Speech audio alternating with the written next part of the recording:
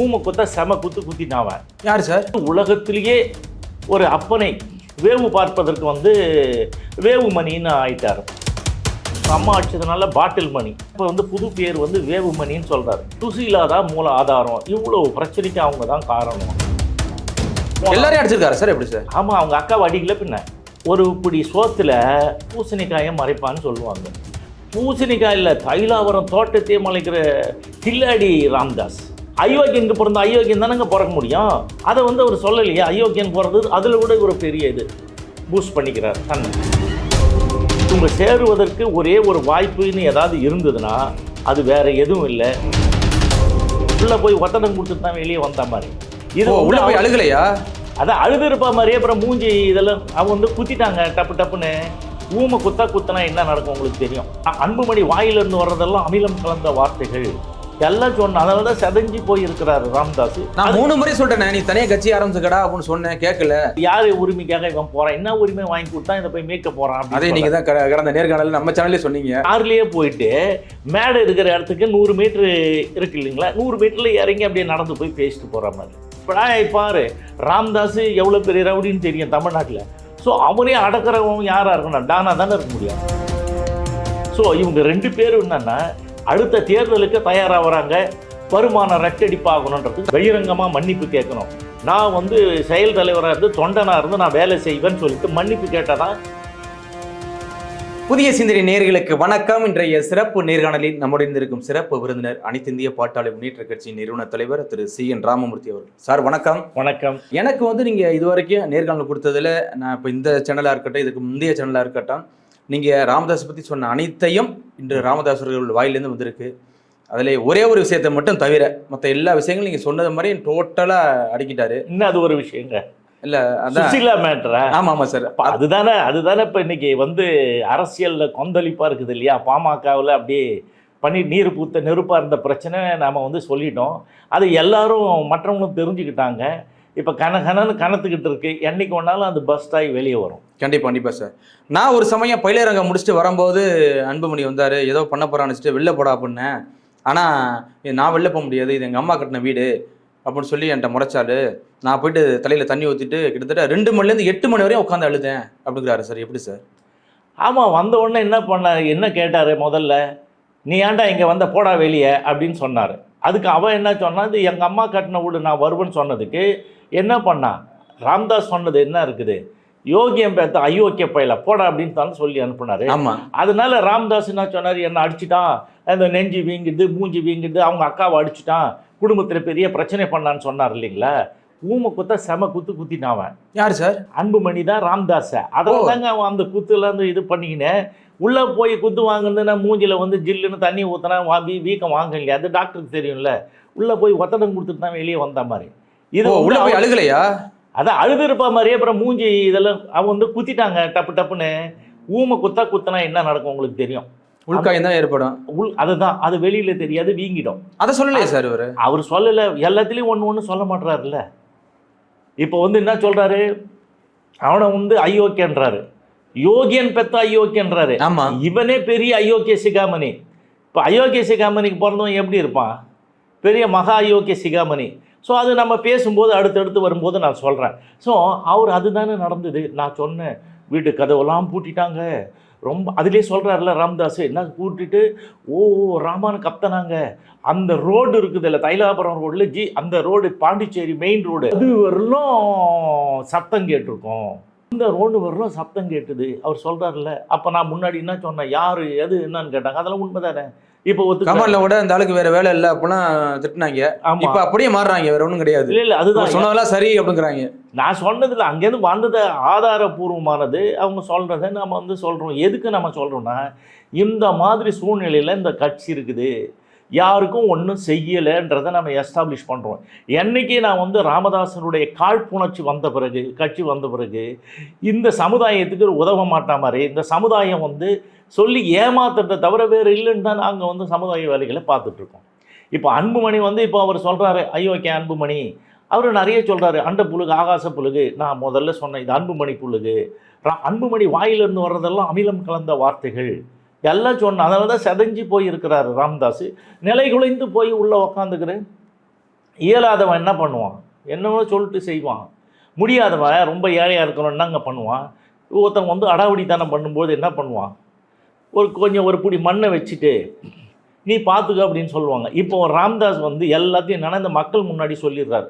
So நான் இவ்வளோ மாதிரி படாத பாடுபட்டிருக்கேன், இவ்வளோ பொருள் சேர்த்தேன், எதுவும் சேர்த்தேன், எனக்கு எதுவும் இல்லை, கொடுக்க மாட்டேற மாதிரி, இது வந்து பாக்கெட் மணி தான் தருவேன். அவரே சொல்கிறார்ல, முதல்ல என்ன சொன்னார்? என்னை யாரும் பார்க்க முடியாது, 7 கேட்டு போட்டு வச்சுருக்கிறேன்னாரு அந்த கொரோனா பீரியட். ஆமாம், யாரும் என்னை வந்து பார்க்க முடியாது, 7 கேட்டெல்லாம் பூட்டு போட்டு சாவி அங்கே இருக்குது, யாரும் பார்க்க முடியாதுன்னு சொன்னார். இப்போ எந்த கேட்டு? எல்லா கேட்டும் தான் திறந்து வச்சுக்கிறாரு.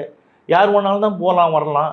அன்புமணி வர்றதுக்கு அங்கே ஒன்றும் பிரச்சனை இல்லையே. ஆனால் நேற்று அன்புமணி சொல்லியிருக்காரு சார், நான் வந்து என் தந்தையை பார்க்க போனேன், அவர் கதவை மூட்டாரு, கதவை மூட்டு உள்ள என்ன அலோவ் பண்ணல அப்படிங்கிறாரு. ஆனால் அதுக்கு ராமதாஸ் இன்னைக்கு என்ன சொல்லியிருக்காருன்னா, இல்லைப்பா வரவும் இல்லை, ஒன்றும் இல்லை, கதவெல்லாம் திறந்து நான் கதவெல்லாம் அடைக்கல அப்படிங்கிறாரு சார். அதுதான் அவர் அடைக்கலை.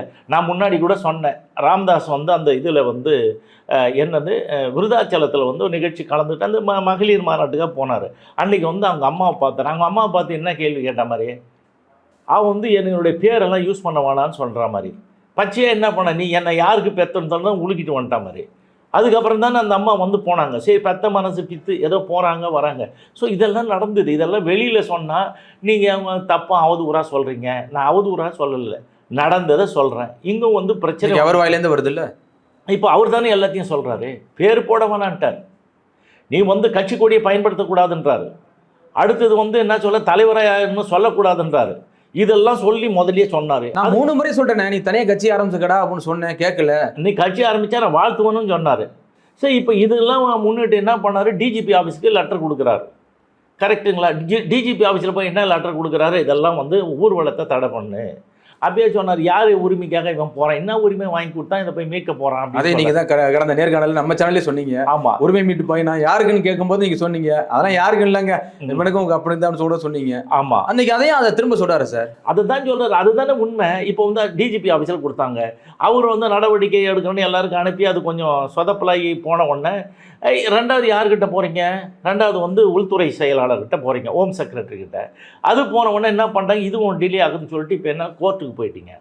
கோர்ட்டுக்கு யார்? இந்த சங்கர் முரளி இப்போ புதுசாக போட்டாங்க இல்லையா, வடிவேல் ரமணன் நீக்கிட்டு அவரை வச்சு வந்து கேஸ் போட்டிங்க. ஹைகோர்ட்டில் கேஸ் இப்போ வரும். அப்போ வரும்போது என்ன சொல்ல, இதெல்லாம் சொல்கிறாருல்ல அவர் வந்து இப்போ இவ்வளோ நாள் என்ன சொல்லிட்டு இருந்தாரோ, கேஸ் கொடுத்தா அது கொடுத்தா இது கொடுத்தா யாரும் ஒன்றும் செய்யலை. ரெண்டாவது வந்து உலகத்திலேயே ஒரு அப்பனை வேவு பார்ப்பதற்கு வந்து வேவுமணின்னு ஆயிட்டார். முதல்ல வந்து ராம்தாஸ் வந்து அன்புமணி வந்து அதுக்கப்புறம் அவங்க அம்மா ஆச்சதுனால பாட்டில் மணி அப்புறம் வந்து கொள்ளன்னா பொட்டி மணின்னு எல்லாருக்கும் தெரியும். அதுக்கப்புறம் இப்போ என்னன்னா, இப்போ வந்து புது பேர் வந்து வேவுமணின்னு சொல்கிறாரு. இப்போ வேவுமணியாக விளங்கி கொண்டு இருக்கிறாரு அன்புமணி. ஸோ இந்த மாதிரி வந்து அவங்க அப்பாவை தொடர்ந்து ஒரு 87 வயசில் நீ ட்ரபிள் பண்ணுற, நீ எப்படி கட்சி நடத்துவேன்? குடும்பத்தில் இருக்கிற பிரச்சனையை முதல்ல தீரு. குடும்பத்திலேருந்து பிரச்சனை வருதில்ல, குடும்ப பிரச்சனையே தீர்க்காதவ ஏன்னா நீங்கள் என்னத்தை வந்து எந்தெந்த மக்களுக்கு பாடாளிக்கு என்ன பண்ண போகிறீங்க?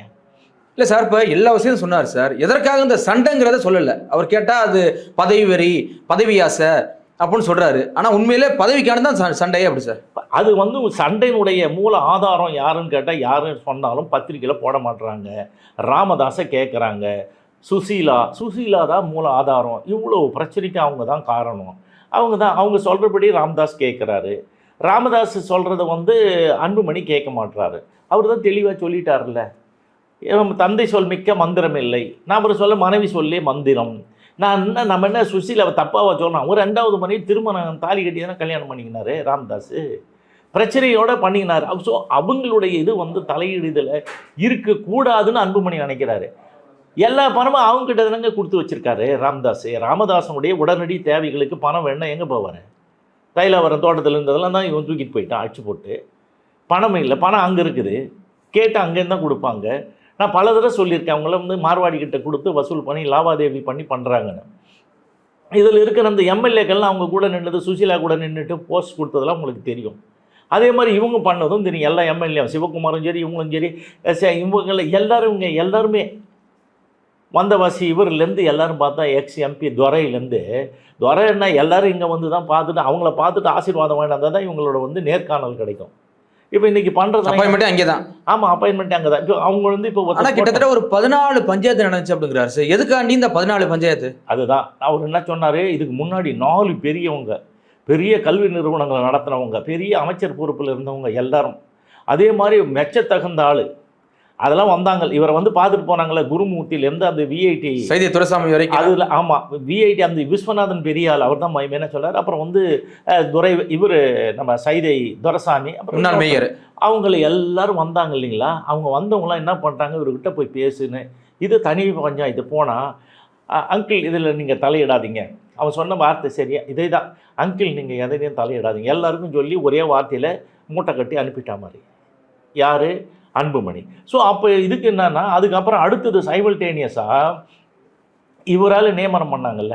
இப்போ ராம்தாஸ் வந்து 34 இது வச்சிருக்கிறார், துணை அமைப்புகள். ஆமாம். இப்போ வந்து நம்ம வந்து வழக்கறிஞர் அணின்னுவோம், அதுக்கு சமூக நீதி பேரவை, உழவர் இதுக்கெல்லாம் இருக்கிறாங்க இல்லையா, விவசாய அணிக்கு உழவர் பேர், அதுக்கு ஒரு அந்த மாதிரி பேர், இந்த மாதிரி பேர் வச்சுக்கின்னு நிறைய 34 எஸ்ஐஎஸ்லேருந்து எல்லாத்தையும் அதில் இருக்கிறவங்கள இந்த 34 அமைப்பில் 14 அமைப்பு இவரால் போடப்பட்டவங்கெல்லாம் வந்து என்ன பண்ணியிருக்கிறாங்க, அவரை போய் பார்த்தாங்க. அவரே சொல்கிறாரு, நான் போட்ட பையன் அவன் வந்து எனக்கு பஞ்சாயத்து வைக்கிறான் சொல்கிறார், ஒரு வழக்கறிஞர் சொல்கிறாரு. ஆமாம். அப்புறம் இன்னொன்று வழக்கு 14 அமைப்புகள் ராமதாசன் பேரை சொல்கிறான் அப்படிங்கிறாரு. ஆமாம். அது வந்து இந்த யாருன்னு கேட்டிங்கன்னா பாலுன்னு ஒரு பையன் ஏதோ வருவான், நான் தான் அவனை சொல்லி இது பண்ணி விட்டேன். அவன் வந்து நான் படித்த பட்டம் வாங்கின டாக்டர் ராமதாசன் கூட சொல்ல மாட்டான், வேறு ராமதாஸுங்கிறான் அப்படி சொல்கிறார். அப்போது உனக்கு என்னென்ன, அங்கே அன்புமணி கூட இருக்கிறவங்கெல்லாம் எந்த லெவலுக்கு வந்திருக்கிறாங்க. நான் சொன்னேன், இவங்களை வந்து இப்போ வந்து அன்புமணி இந்த ஊர்வலம் போகிறதா பெரிய டான் ஆகிட்ட மாதிரி. நான் அந்த காலத்தில் வந்து என்னை வந்து நக்சலைட்டில் வச்சுருந்தாங்க, நம்பர் 1 நக்சலைட்னு பாதுகாப்பு கொடுத்துருந்தாங்களா. அப்போ நடைப்பயணா நடந்து வந்தோம். இவனை மாதிரி கார்லேயே போயிட்டு மேடை இருக்கிற இடத்துக்கு 100 மீட்ரு இருக்குது இல்லைங்களா, 100 மீட்டரில் இறங்கி அப்படியே நடந்து போய் பேசிட்டு போகிற மாதிரி, எங்கேயா கூட்டம் வந்து நடந்து போகிற மாதிரி ரோட் ஷோ. இது தவிர்த்து உன்னை உள்ளபடியே நடந்தியா? நடக்கலை. இல்லை அதையும் சொல்கிறாரு சார். இப்போ என்னத்த உரிமை பையனை மீட் போகிறான், சும்மா சாப்பிட்டு வீட்டில் தூங்கிட்டு இருக்கான் அப்படி. நான் அதை தான் சொன்னேன். அவன் எப்போ பார்த்தாலும் சாப்பிட்டுட்டு தூங்கிட்டு 12 மணிக்கு மேலே தான் எழுந்திருப்பான். அவன் வந்து வெளியில் வரமாட்டான் மாதிரி. என்னென்ன இப்போ வந்து தூங்கி இருந்த ஆள் இப்போ தான் தூங்கி எழுந்து ஏதோ போயின்னு இருக்கிறான். இப்போ வந்து என்கிட்ட வந்து பம்மரான்றாரு. ராம்தாஸ் சொல்கிற வார்த்தை, என்கிட்ட வந்து பம்மி பார்க்குறான், என்கிட்டலாம் அந்த வேலைலாம் நடக்காது, நீ இப்போ தான் நீ இது பண்ணுற, நான் சொல்கிற வேலையை கடைசியாக கூட இப்போ என்ன சொல்கிறாரு, என்ன தாங்க அதுக்கு முடிவு அப்படின்னு கேட்டால், பத்திரிகையாளரை கூட்டணும், பகிரங்கமாக மன்னிப்பு கேட்கணும், நான் வந்து செயல் தலைவராக இருந்து தொண்டனாக இருந்து நான் வேலை செய்வேன்னு சொல்லிட்டு மன்னிப்பு கேட்டால் தான் என்னை பார்க்க முடியும்னு சொல்லிட்டாரு. சிக்கத்து சொல்லிட்டாரு. அது நடக்குமா சார்? அவன் வந்து எப்படி பண்ணுவான்? அவன் தான் கட்சிக்கு தனியாக போகிறதுக்கு தனியாக ஆவர்த்தனம் பண்ணிக்க, நீ தனியாக கட்சி ஆரம்பிச்சுக்கா 3 தடவை சொல்லிட்டாரு. 3 தடவை வந்தால் நீ ஆரம்பித்தா நான் வாழ்த்துவேன்னு சொல்கிறாரு. அப்போ என்ன அர்த்தம்? நீயே தனியாக போய்க்க, என் பேரை பயன்படுத்தாத, எல்லாத்துக்கும் ஒரு முடிவு தெளிவாக சொல்கிறாரு, கட் அண்ட் ரைட்டாக சொல்கிறாரு. இல்லை சார், இப்போ அவர் கூட பிறந்த சகோதரியால இப்போ ராமதாஸ் கூட தான் இருக்காங்க. அன்னைக்கு நடந்த பிரச்சனையில மூத்த சகோதரி ஏன் அப்படி திட்டணும்? உன்னாலதான் அடி வாங்கிச்சு, அதுக்கும் தானே மூஞ்சில வீங்கி போச்சு, அழுதுனுக்குது இல்லை அங்கேயே. எப்போ எல்லாரையும் அடிச்சிருக்காரு சார்? எப்படி சார்? ஆமாம், அவங்க அக்காவை அடிக்கல, பின்ன அவங்க அக்காவையும் தான் அடித்த மாதிரி. இப்போ அவங்க மாமா இருக்கிறான்ல, அவங்க அக்கா புருஷன், அவரெல்லாம் பாவம் வந்து அமைதியாக விட்டார். இல்லைன்னா அவர் பிரச்சனை பண்ணாரா, அதனால தானே அந்த பையன்லாம் ரொம்ப யோசிக்கிறான். அவருடைய 3வது பையன் முகுந்தன் வந்து எது அம்மாவெல்லாம் அடித்த பிறகு அவனுக்கு எப்படி இருக்கும்? கண்டிப்பாக இல்லை, அவங்க அக்கா கூட அடிக்கலாம், அது அப்படின்னு சொல்லிட்டு அப்போ கூட எதனால் அடிக்கலாம்? ஏதோ சொத்து தகராறுல பிரச்சனை இல்லை, அது என்னன்னா பரவாயில்ல, கட்சி பிரச்சனை இல்லை, அப்பாவே அடிச்சுட்டா அந்த பொண்ணுக்கு என்ன இருக்கும்? ஒரு விஷயம் என்னன்னு கேட்டிங்கன்னா, இந்த அன்புமணி வந்து இது பண்ணான், எங்கேயோ பச்சான் போகிறான், அவங்க வீட்டில் கூடவே இருந்து அது ஸ்கூல் படிக்கிற காலத்திலே கல்யாணம் பண்ணி கொடுத்துட்டாங்க. யாருக்கு அந்த இது அவங்க சாப்பாடு போகிறத அவங்க அப்பாவுக்கு எல்லாம் பார்க்குறது வந்து யாருன்னு கேட்டால் அந்த இவங்க தான், அந்த ஸ்ரீகாந்தி தான், காந்திமதி. ஸோ அதனால் அவர் மேலே கொஞ்சம் பாசம், ஏன்னா அந்த சாப்பாடு கொடுக்குறது அவ்வளோ காலம் பார்த்துக்கும். அவங்கெல்லாம் வந்து வரும்போது நாங்கள்லாம் போகும்போது நாங்களே டீலாம் குடிக்கிறதுலாம் எப்படிங்க, சும்மா ரோடு கடையில் வாங்கி கொடுப்பாங்க. அப்போல்லாம் டீ வந்து 6 பைசாங்க. அந்த இவர் ராம்தாஸ் நாங்களாம் வந்தானே எது அப்படின்னு சொல்லிட்டு நியூஸ் பேப்பரில் அதை கீழ்ச்சே கொஞ்சம் பிட்டு அந்த டம்ளரை சுற்றி பிடிச்சின்னு குடிப்போம். ஸோ இதுதான் அவங்க வந்து ஏன்னா அப்படி சுற்றி குடிங்க, நம்ம இதெல்லாம் பண்ணுறாங்க அப்படின்னு. ஸோ இந்த மாதிரி லெவலில் தான் இருந்தோம். அப்போ இப்போ வந்து வேறு மாதிரி ஆகிடுது. வேறு மாதிரி ஆனால் இந்த பையனுக்கு என்னன்னே தெரியாமல் எல்லாத்தையும் பண்ணிட்டார். இப்போ தானே பண்ணுறேன், இப்போ தானே சொல்கிறேன், அதான் பணத்தை வச்சுட்டு கொள்ள கூட்டம் மாதிரி நடத்திட்டு இருக்காங்க.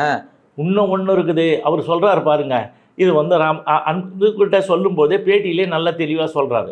அன்புமணி பற்றி அந்த புழுக்கு ஆகாச புழுக்கு இந்த கோணி எத்தனை கோணி வேணாலும் 1000 ஒரு கோணி வரும் சொல்ல போயிடலாம். ஆனால் ராம்தாஸ் இவருடைய பெரிய ஆள்.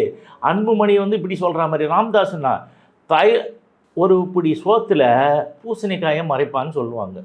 பூசணிக்காய் இல்லை, தைலாவரம் தோட்டத்தையே மலைக்கிற கில்லாடி ராம்தாஸ். ஸோ இதை தான் நான் ஆரம்பத்துலேன்னு சொல்லிட்டு இருக்கேன். அவனுக்கு இவனுக்கு ஏற்ற மாதிரி விடாகண்டன் கொடாகண்டன் மாதிரி ஏட்டிக்கு போட்டி அப்படிலாம் வந்து மக்கள்கிட்ட சொல்லி இந்த மக்கள்கிட்ட ஏதாவது பண்ணலான்னு பார்க்குறாங்க. ஆனால் அவங்க வந்து அடுத்த தேர்தலுக்கான வருமானத்தை எப்படா ரெட்டடி பார்க்கலான்ற வேலை செய்கிறாங்க. இப்போ முன்னாடி ஒன்று தான், ஒரே ஆள்கிட்ட 2 பேரும் வாங்குவாங்க. நான் சொன்னேன் லாஸ்ட் டைமே, இவங்க வந்து பொட்டி, அவங்க வந்து ஸ்வீட் பாக்ஸ்னால் கம்மி கிடையாது, அதுவும் வந்து தான் அந்த மாதிரியான வேலைகளுக்கு இப்போ வந்து தயாராகிட்டு இருக்காங்க. இப்போ இவர் போகிறார், இவர் போய் ஊர்வலம்லாம் போய் நான் பார்க்க போகிறேன்னு ராம்தாஸ் கேட்டேன். அதனால தான் நான் வந்து 96,000 கிராமத்துக்கு போகிறேன் அவர் சொல்கிறது. அப்புறம் என்ன சொல்கிறாரு, நான் வந்து போகாத கிராமமே இல்லை அப்படி இப்படின்னு. நான் வந்து இவன் வந்து ஞாயிற்றுக்கிழமை வந்து போன நாய் இந்த ராம்தாஸ். நாங்கள் 10 பேர் தான் சார் ஏற்பாடு பண்ணுவோம். பண்ணதில் வந்து பாதி ஊருக்கே போய் எங்கே வந்திருக்கிற மாதிரி இருக்கிற ஊருக்கே வந்ததில்லை. அந்த மெயினாக ரோடு மேலே இருக்கிறது மட்டும் எங்கேயாவது ஒன்று பார்த்துட்டு நாங்கள் கூட்டுன்னு போனோம். அதுக்கே நான் ஞாயிற்றுக்கிழமைனா வரமாட்டான் காசு இல்லைன்னு. ஸோ அப்புறம் போய் நாங்கள் போய் இழுத்துன்னு வந்து அப்புறம்லாம் பண்ணோம். இதுதான் உண்மை. ஸோ இவர் சொல்கிறது எதுவுமே இல்லை. இவர் என்ன புழுறான்னு அதை விட அதிகமான புழு அங்கே சொல்கிறான். அதுக்கு வந்து சொல்கிற மாதிரி பொய் புழுவுறதுல என்ன, பொய் புழுவுறதுல வந்து என்னன்னா அன்புமணி வந்து என்ன புழுகு, அந்த புழுகு ஆகாச புழுகு, அன்புமணி புழுகு. அதை விட மேலே பவானி சமகாலத்தில் வடிகட்டின பொய் வந்து அன்புமணி சொல்கிறான். நான் இவனை ராம்தாஸ் நான் என்ன சொல்லியிருக்கான், பவானி சமகாலம்லாம் இல்லைனா இவன் வந்து தார்பாலியில் வடிகட்ட பொய்யை புழுகிற வந்து ராம்தாஸ் அப்படின்னு. ஸோ இவங்கெல்லாம் வந்து இப்போ தான் சொல்கிறாரு நான் யோகியன், நீ ஏன்டா யோகியன்னு சொல்கிறாரு. யோகியனுக்கு பிறந்த அயோக்கியனுக்கு பிறந்த அயோக்கியன் தானங்க பிறக்க முடியும். அதை வந்து அவர் சொல்லலையே. அயோக்கியன் பிறந்தது அதில் விட ஒரு பெரிய இது பூஸ்ட் பண்ணிக்கிறார் தன்னை. ஸோ இன்றைக்கி எங்கே பார்த்தாலும் ராம்தாஸ் பெரியது. நான் தான் சொன்னேன், இது பஜனை கோஷ்டி. இந்த வீட்டில் உக்காந்துக்கின்னு அங்கே இருக்கிறவனை ஆக்டிவேட் பண்ணிக்கின்னு பண்ணுற பஜனை பண்ணுற கோஷ்டி இது. அது வந்து கரகாட்ட கோஷ்டி. அங்கே போய் அன்புமணி கோஷ்டி வந்து கரகாட்ட கோஷ்டிங்க. இப்போ போய்க்கு நாங்கள் எங்கே டான் மாதிரி எப்படி பாரு, ராம்தாஸ் எவ்வளோ பெரிய ரவுடின்னு தெரியும் தமிழ்நாட்டில். ஸோ அவரே அடக்கிறவங்க யாராக இருக்கணும், டானாக தானே இருக்க முடியும். இப்போ அதுதான் அங்கே போயிட்டு அங்கங்கே வந்து டப்பாங்குத்து பண்ணிக்கினுங்கிறானுங்க அவங்க. ஸோ இந்த சமுதாயம் வந்து எவ்வளோ தூரம் சீரழியணுமோ அப்படி பண்ணுறாங்க, இதை கேவலப்படுத்துகிறாங்க. அதுக்கு நீங்கள் 2 பேரும் சண்டை போட்டால் எங்களுக்கு பிரச்சனை இல்லை, சமுதாயத்தை ஏன் இழுக்கிறீங்க? அப்புறம் வந்து ராம்தாஸ் ஒன்று ஒரு கேள்வி கேட்குறாங்க, ஏன் வன்னியர்னு பற்றி அவர் பேச மாட்டுறாரு? ஆமாம். அதுக்கு அவர் என்ன சொல்கிறார், வன்னியர் சங்கம் வன்னியரை பற்றி அவர் பேச மாட்டார். அவர் வந்து கட்சி ஆரம்பிக்கிறது பொதுவாக இருக்கணும், பொதுவாக போகணும்னு சொல்லிட்டு தான் போய்கின்னு இருக்கிறாரு. ஆனால் வன்னியர்களை பற்றி அவர் கவலை இல்லை, எனக்கு தான் கவலை, நான் சாவறதுக்குள்ளே இந்த ஊமை ஜனங்களுக்கு ஏதாவது பண்ணிட்டு போயிடுவோம் அப்படின்லாம் அவர் சொல்கிறாரு. ஸோ இதுதான் ஓடிக்கிட்டு. எதுக்கு சார் ஊமஜன அந்த ஒரு வார்த்தை ஏன் பயன்படுத்துறாரு? அது இவங்களுக்கு சூடு சொல்லணும் இருக்கணும். இந்த சமுதாயம் எப்பேற்பட்ட சமுதாயம், நான் பல தடவை சொல்லியிருக்கேன். சத்துரிய சமுதாயம், உணர்ச்சி வசப்பட்ட சமுதாயம், உணர்வுபூர்வமான சமுதாயம், ஒரு இது கூட யாருக்கும் துரோகம் பண்ணாத சமுதாயம், மற்றவங்களுக்கு அரணாக இருந்து பாதுகாப்பாக இருக்கிற ஒரு சமுதாயத்தை நீ எப்போ பார்த்தாலும் ஊமஜனம் இருக்குது உனக்கு. இப்போ வந்து ராஜபக்ஷ எல்லாம் விரட்டி அடிச்சு இது பண்ணாங்க இல்லையா, அதே மாதிரி நீ வச்சு கொள்ளடிச்சு வச்சிருக்கல, எல்லாத்தையும் வந்து மக்கள் வந்து கிளம்பி வந்து உன்னை லூட் அடிச்சு பிடிங்கின்னு போகிறாங்களா இல்லையான்னு பாருங்கள். கண்டிப்பாக அது ஒரு நாள் நடக்கும். இதெல்லாம் வெளியே வர வர வர வர ஒன்று ஒன்றா வெளியே வரும்போது இவனுடைய இது வண்டவாளம் தண்டவாளத்தில் ஏறிக்கிட்டு இருக்கு. இப்போ சரி, இது முடிஞ்ச பிறகு மக்கள் என்ன பண்ணுவோம், அதை தான் செய்வோம். எங்களுக்கானதை நாங்கள் எடுத்துக்கிறோம், நீ உள்ளே வராதரா, அந்த நிர்வாகம் பண்ணாத, வன்னியர் கல்வி அறக்கட்டளை வந்து எப்படி வந்து நீ உன் பேரில் மாற்றின, இதுவே பெரிய அயோக்கியத்தனம், ஃப்ராடு, ஏமாற்று வேறுவில்லை, கபடனை இது பண்ணணும். ஸோ இதெல்லாம் வந்து வெளியே வருது இல்லை, வெளியே வரும்ல. அவர் தான் கேட்குறாரு, நான் உரிமை மீட்கிறதுக்காக போகிறேன், எந்த உரிமை நீ மீட்க போகிறேன், நீ இன்னும் வாங்கி கொடுத்த கேட்குறாரு, அப்பனே மகனை பார்த்து கேட்குறாரு. நாம் தான் அதுலேருந்து நான் முன்னாடியே சொன்னேன், உரிமை மீட்புனா என்ன பண்ணுறேன், செத்து போன தியாகிகளுக்கு அந்த பென்ஷன் கொடுத்தாரேன், அந்த பென்ஷனு அந்த மற்ற இதில் 3 லட்சம் கொடுத்தது வாங்கிட்டு வந்து 5 லட்சம் கொடுக்கணும்னு சொன்னி அதை வாங்கி திருப்பி கொடுக்க ஊர்வலம் போறியா, இல்லை அப்பம் பேரில் வந்து மாற்றினானா எல்லா சொத்தியும், அதுக்காக ஊர்வலம் போறியா? ஒன்றும் பண்ணலையே. ஸோ இவங்க 2 பேரும் என்னன்னா அடுத்த தேர்தலுக்கு தயாராக வராங்க, வருமானம் ரெட்டடிப்பாகணுன்றது, தனித்தனியாக வருமானம் பார்க்கணும்னு ஆசைப்படுறாங்களா? ஆமாம், தனிதான். அதுதாங்க இவன் ஏற்கனவே வந்ததில் இவன் கொடுக்கலங்க ராம்தாஸுக்கு. இவன் கொஞ்சம் அடிச்சு வச்சிருந்ததையும் ராம்தாஸ் வந்து எல்லாரையும் அடிச்சு போட்டு தூக்கின்னு போயிட்டாங்க. இப்போ அவன் வந்து பணம் இல்லாமல் இருக்கிறான். பணம் இல்லாமல் எங்கே போய் கேட்கணும், ஏற்கனவே எங்கே இருக்குது, சுசீலா கிட்ட இருக்குது. சுசீலா கிட்டேருந்து வாங்கி இப்போ செலவு பண்ணுறாரு. அவங்களும் கொடுக்கலன்னு சொல்லலையே, இருக்குது, அவருடைய பணம் தானே. அதை வந்து ஒரு வழி பண்ணி எல்லாம் பண்ணின்னு இருக்கிறாரு. இப்போ ராம்தாஸுக்கு வந்து இவ்வளோ தூரம் சப்போர்ட் பண்ணுறது யார்? சுசீலா. சுசீலா கூட இருக்கிறவங்க தான். சுசீலா வந்து அந்த இவங்கெல்லாம் இருக்கிறாங்கல்ல, பங்காரடிகளார் பையன் செந்தில்குமார், அவங்களுக்கும் இவங்களுக்கும் ஒரு பாலமாக இருந்தவன், ஆதி காலத்தில் இருந்தவன் வந்து யார்? இவன். அவன் பேர் வந்து பரந்தாமன். அந்த பரந்தாமனை இப்போ கூட ராம்தாஸ் தோட்டத்திலே இருக்கலாம். இப்போது இங்கே முகாமிட்டு இருக்கான் சென்னையில். இப்போ முகாமிட்டு என்ன பண்ணாங்க, அந்த வழிபாட்டு மன்றம் இருக்குது இல்லையா, அந்த வழிபாட்டு மன்றத்தில் இருக்கிற மகளிர்லாம் மகளிர் மாநாட்டுக்கு வா 10ஆம் தேதி. ஓ, ரெடி பண்ணிட்டாரு. ரெடி பண்ணி பணம் கொடுத்து எல்லாரும் 2 லட்சம் பேர் வருவாங்க, மகளிர் வருவாங்க. அதுதான் தைரியமாக சொல்கிறாரு. 50,000 பேர் வரட்டும், இல்லை 5,000 பேர் கூட வரட்டும், ஆனால் இங்கேருந்து போனாதான். இவங்க எல்லாரும் பண்ணிட்டாங்க. இதுக்கு கூட யார் உறுதுணையாக இருக்குது அப்படின்னா, இந்த ஏகே மூர்த்தி இருக்கிறார்ல, ஏகே மூர்த்தி 4 வீடு தள்ளி ஒருத்தர் குப்புசாமின்னுங்கிறாரு. அந்த குப்புசாமிக்கு தொழுப்பேடுன்ற ஊர் பக்கத்தில் வடமலையில் வீடு இருந்தது. அந்த வடமலை வீட்டில் தான் சுசீலா ஒரு நாள் தங்கியிருந்தாங்க. அங்கே தான் ராம்தாஸ்லாம் போயிட்டு வந்துட்டு இருந்தார். அவருக்கு 2 பையங்க. ஒருத்தர் வந்து பூபதி, இன்னொருத்தரம் பேர் வந்து சுரேஷ். இவங்க தான் இப்போ வந்து சென்னைக்கு வந்தால் கூப்பிட்டு வந்து அவங்களெல்லாம் பார்த்துக்கிட்டு சாப்பாடு கொடுக்குறது, சிலிண்டர்லேருந்து மாற்றி கொடுக்குறது, மளிகை சாமான்லாம் வாங்கிட்டு போகிறது இவங்க பார்க்குறாங்க. இப்போ அவங்க தான் முழுசாக இறங்கி வேலை செய்கிறாங்க. இப்போ இன்னொரு விஷயம் நேற்று சொல்கிறாரு சார், இப்போ யார் அன்புமணி பின்னாடி இயக்குறது அப்படின்னு கேட்டதுக்கு சௌமியா தான் அப்படின்னு சொல்கிறாரு. எப்படி சார்? ஆமாம், நான் தான் ஆரம்பத்துலேருந்து சொல்லியிருக்கேன். நீ ஆரம்பத்தில் சொல்லிட்டு இருக்கீங்க. தந்தை சொல்மிக்க மந்திரமில்ல அவர் சொல்லினுக்கிறாரு. அவர் வந்து மனைவி சொல்லே மந்திரம்னு போய்னுக்கிறாரு. இப்போ இவர் வந்து அப்புறம் அடுத்தது தந்தை சொல்மிக்க மந்திரம்னு இவர் சொன்னாலும் இவருக்கு யார்? சுசீலா சொல் தான்.